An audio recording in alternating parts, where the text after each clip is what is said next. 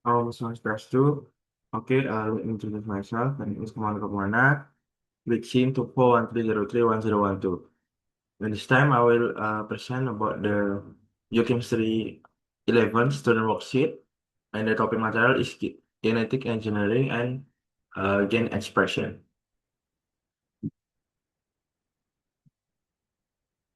Okay, we have a case. A biotechnology company is developing recombinant bacteria capable of producing human insulin for the treatment of diabetes. In this process, the human insulin gene is isolated. Second, the gene is inserted into a bacterial plasmid. The third, the recombinant plasmid is introduced into bacterial cell. And the fourth, the bacteria produce a large amount of insulin protein. However, in the early stage of the experiment, it was found that the gene could not be expressed optimally in the bacteria. The research team suspect there are issues with uh, first, the structure of the eukaryotic gene, second, gene expression regulation, and the third and last is the genetic engineering techniques used. Jadi di sini terdapat sebuah kasus yaitu sebuah perusahaan bioteknologi mengembangkan bakteri rekombinan yang mampu menghasilkan insulin manusia untuk pengobatan diabetes. Dalam proses tersebut, eh, gen insulin manusia diisolasi, kemudian gen dimasukkan ke dalam plasmid bakteri, kemudian plasmid rekombinan dimasukkan ke sel bakteri, kemudian bakteri menghasilkan protein insulin dalam jumlah besar. Namun, pada tahap awal, percobaan ditemukan bahwa gen tidak dapat diekspresikan secara optimal dalam bakteri. Tim peneliti menduga terdapat masalah pada struktur gen eukariot, kemudian regulasi ekspresi gen, dan terakhir yaitu teknik rekayasa genetika yang digunakan. Next, DNA and RNA. Definition of DNA. DNA or deoxyribonucleic acid is a molecule that carries genetic information and store that instruction for the growth, development, metabolism, and reproduction of living organisms. And the next to definition of RNA, RNA or ribonucleic acid is a molecule that plays a role in gene expression, which is the process of converting the genetic information stored in DNA into proteins. Jadi DNA adalah molekul pembawa informasi genetik yang menyimpan instruksi untuk pertumbuhan, perkembangan, metabolisme, dan reproduksi makhluk hidup. Kemudian untuk RNA adalah molekul yang berperan dalam proses ekspresi gen, yaitu mengubah informasi genetik yang disimpan dalam DNA menjadi protein. Perbedaan antara keduanya itu yang pertama pada aspek gula penyusunnya, DNA itu yaitu deoksiribosa, sedangkan RNA ribosa. Kemudian aspek nitrogennya, kebebasan nitrogennya, DNA itu ATGC dan RNA itu AUGC. Strukturnya pada DNA untai ganda atau double helix, RNA untai tunggal. Lokasinya DNA yaitu inti sel, mitokondria, dan kloroplas, sedangkan RNA itu inti sel dan sitoplasma. Kemudian fungsinya yaitu pada DNA menyimpan informasi genetik, sedangkan RNA itu perantara sintesis protein. Number 2 is genomes and plasmid. Gen, the smallest functional unit of DNA that encodes information for the synthesis of protein or functional RNA. Genome, the complete genetic material of an organism, including all genes and non-coding sequences.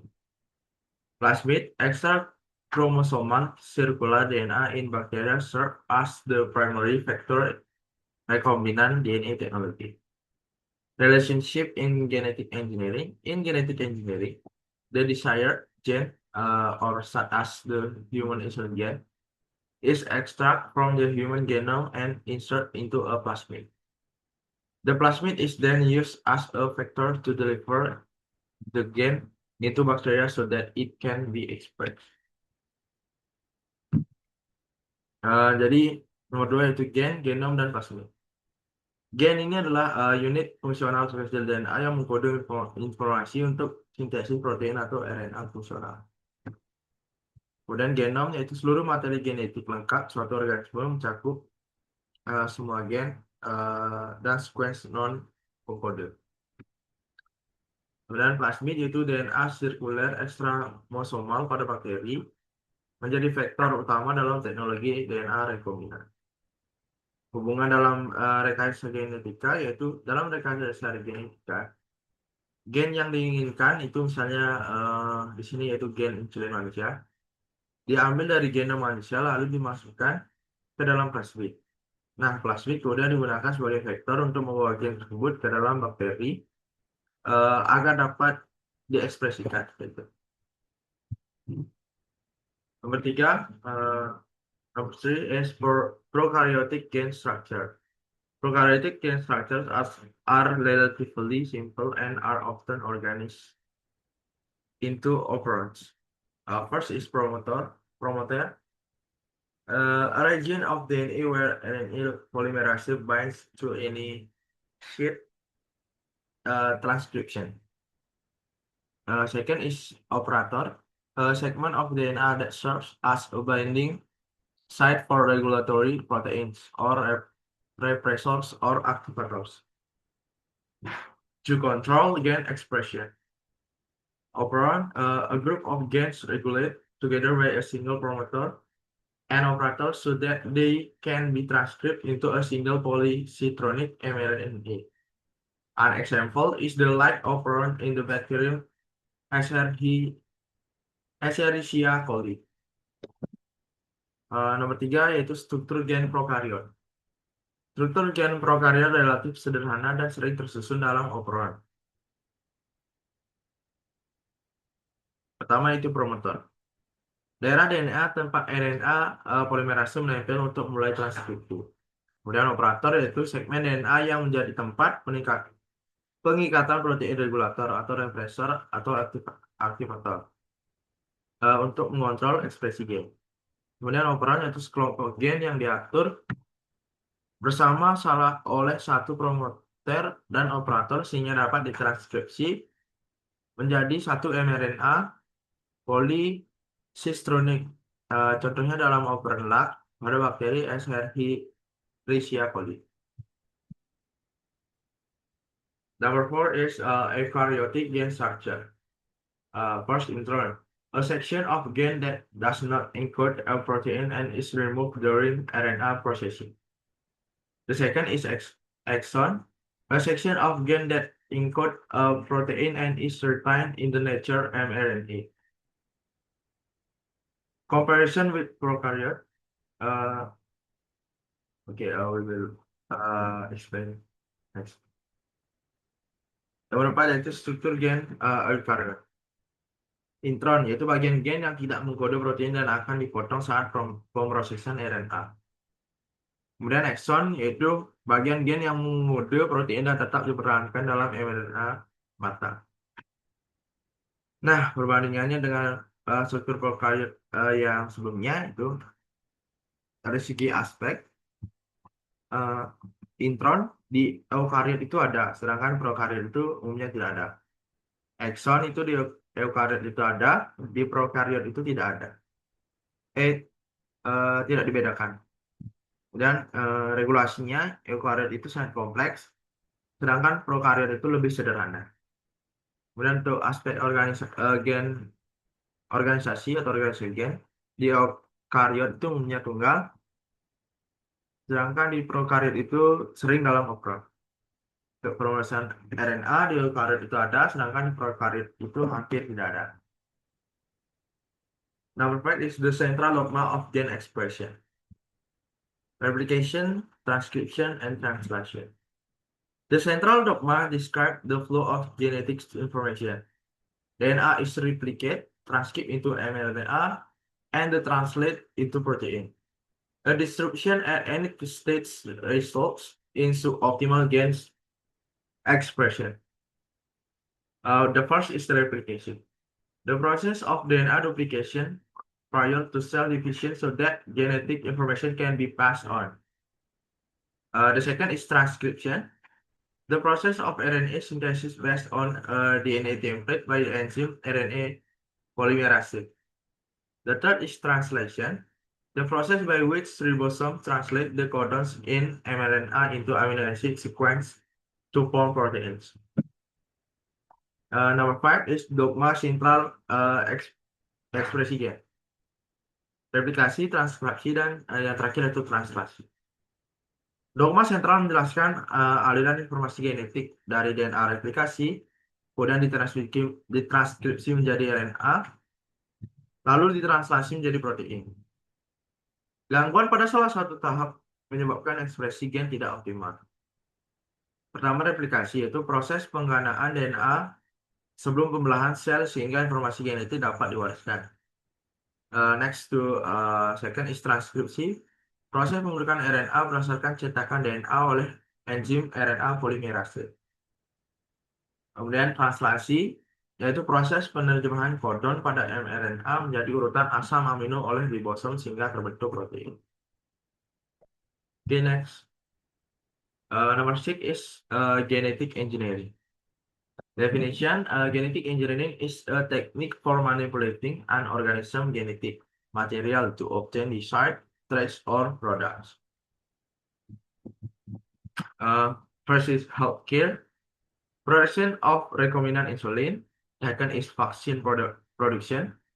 Third is gene therapy. And the last is production of growth hormones. In the agriculture, the first is pest-resistant crops. Second is drought-tolerant crops. And the last is enhancing the nutritional value of crops. In industry, the first is industrial enzyme production. Second is biofuel production. The third is antibiotic production. And the last is production of microorganism-based chemicals. Nomor 6 yaitu rekayasa genetika. Rekayasa genetika ini adalah teknik manipulasi materi genetik suatu organisme untuk memperoleh sifat atau produk yang diinginkan.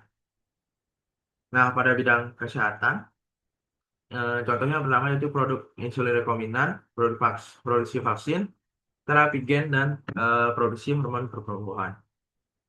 Pada bidang pertanian, yaitu tanaman tahan hama, tanaman tahan kekeringan, dan peningkatan nilai gizi tanaman. Pada bidang industri, produksi enzim industri, produksi biofuel, produksi antibiotik, dan produksi bahan kimia berbasis mikroorganisme. Okay, number 7 is genetic engineering techniques. First is PCR, exponentially amplifying DNA sequence in vitro using temperature cycling and tag polymerase. The second is gel electrophoresis, separating DNA fragment by size using an electric field in an agarose gel matrix. The third is recombinant DNA, combining DNA from two different sources using restriction enzyme and ligase. And the last is CRISPR Cas9, a high-precision genome editing system that cuts DNA at specific location using guide RNA. Nomor 7 yaitu teknik rekayasa genetika. Pertama yaitu PCR, memperbanyak sekuens DNA secara eksponensial in vitro menggunakan siklus suhu dan enzim tag polimerase. Yang kedua yaitu electrophoresis gel, memisahkan fragmen DNA berdasarkan ukuran menggunakan medan listrik pada matriks gel agarosa. Kemudian yang ketiga yaitu DNA rekombinan, Menggabungkan DNA dari dua sumber berbeda menggunakan enzim restriksi dan ligase. Yang terakhir yaitu CRISPR-Cas9, yaitu sistem editing genom presisi tinggi yang memotong DNA pada lokasi spesifik menggunakan RNA pemandu.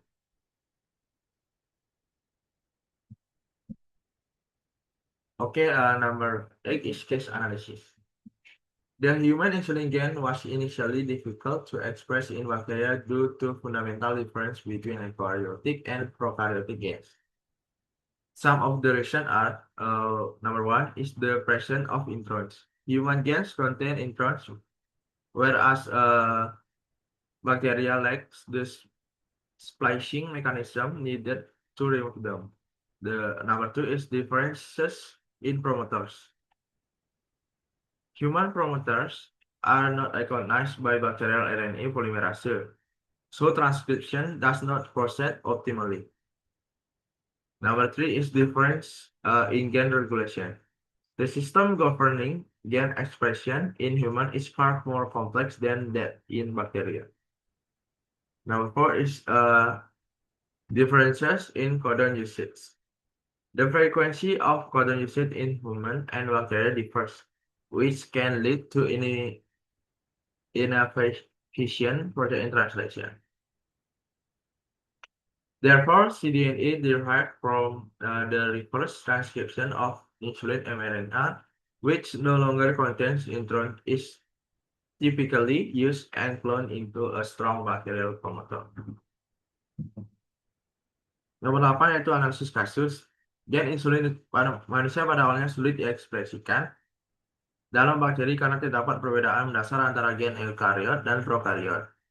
Beberapa penyebabnya yaitu yang pertama adanya intron. Nah, gen manusia mengandung intron, sedangkan bakteri tidak memiliki mekanisme splicing untuk menghilangkan intron. Dan yang nomor 2 itu perbedaan promoter. Promoter manusia tidak dikenali oleh RNA polimerase bakteri sehingga transkripsi tidak berlangsung optimal. Nomor 3 yaitu perbedaan regulasi gen. Sistem pengaturan ekspresi gen manusia jauh lebih kompleks dibandingkan sistem bakteri seperti itu. Kemudian nomor 4 yaitu perbedaan penggunaan kodon.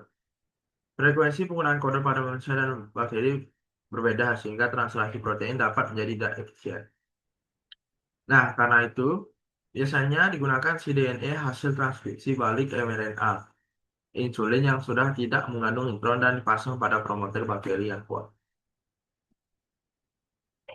Number 9 is the role of plasmid. Plasmids are essential in recombinant DNA technology because one, the serve as vector for carrying protein gene. Two, they can replicate independently within bacterial cells. Three, they are easily genetically modified. Four, they possess selection markers such as antibiotic-resistant genes. Five, they enable the large-scale production of recombinant proteins. Without plasmids, the process of transferring foreign genes into bacteria would be much more difficult. Nomor 9 yaitu peran plasmid. Plasmid itu sangat penting dalam teknologi DNA rekombinan karena pertama berfungsi sebagai vektor pembawa gen asing. Kedua, dapat bereplikasi secara mandiri dalam sel bakteri. Nomor 3, mudah dimodifikasi secara genetik. Nomor 4, memiliki penanda seleksi seperti gen resistensi antibiotik. Nomor 5, memungkinkan produksi protein rekombinan dalam jumlah besar. Tanpa plasmid, proses transfer gen asing ke dalam bakteri akan jauh lebih sulit dilakukan. Number 10, the impact of genetic engineering. Positive impact, production of recombinant drugs or insulin interferon. Second, more resilient and nutritious food crops. Third is more accurate disease diagnosis. Fourth, gene therapy for hereditary diseases. Last is environmental bioremediation. And the risk and challenge. First, allergenicity potential of new products. Second is gen flow to with organism. Third is ethical and regulatory issue. Four is reliance on corporate technology, and the last is long-term impacts on ecosystem. Genetic engineering holds great potential, but it requires strict regulation and a true ethical review. Nomor 10 yaitu rampak rekayasa genetika. Dampak positifnya yaitu produksi obat rekombinan, insulin dan interferon, kemudian tanaman pangan lebih tahan dan bergizi, kemudian diagnosis penyakit lebih akurat, kemudian terapi gen untuk penyakit keturunan, yang terakhir dampak positifnya yaitu bioremediasi lingkungan. Sedangkan untuk resiko dan tantangannya yaitu yang pertama potensi alergenitas produk baru, kemudian aliran gen ke organisme liar, kemudian isu etika dan regulasinya, kemudian ketergantungan teknologi pada korporasi, dan yang terakhir itu dampak jangka panjang terhadap ekosistem. Nah, rekayasa genetika itu membawa potensi besar, namun memerlukan regulasi ketat dan kajian etika yang menyeluruh. Okay, that's all about my presentation about the tax and my answer about the tax. And thank you. And I'm end with Param Shanti. Om Shanti, Shanti, Shanti. Om.